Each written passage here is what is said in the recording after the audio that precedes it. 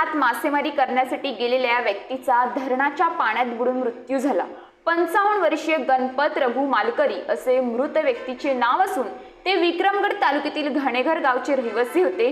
गणपत हे गुरुवारी सायंकाळी वांद्रे धरणात मासेमारीसाठी गेले होते। मृत गणपत मालकरी गुरुवारी सायंकाळी विक्रमगड तालुक्यातील घाणेघर येथून जायशेत गावाच्या हद्दीत वांद्रे धरणाकडे वाहणाऱ्या ओहळावर मासेमारी करण्यासाठी गेले होते। गुरुवारी सायंकाळी धरण परिसरात जोरदार पाऊस सुरू होता। तसेच सायंकाळी अंधार पडण्याच्या सुमारास मासेमारी करताना ओहळाच्या पाण्याच्या प्रवाहात वाहून गेल्याने त्यांचा बुडून मृत्यू झाला। शुक्रवारी दुपारी धरणात तराफाच्या साहाय्याने मासेमारी करणाऱ्यांना धरणाच्या जलाशयात आढळून आल्यानंतर मृतदेहाची माहिती पोलिसांना देण्यात आली।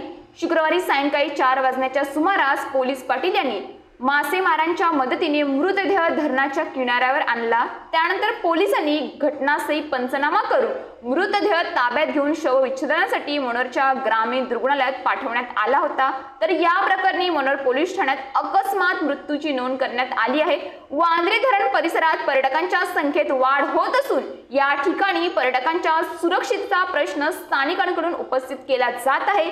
तसेच धरण परिसरात पोलिसांची गस्त वाढवण्याची मागणी स्थानिक ग्रामस्थांकडून केली जात आहे।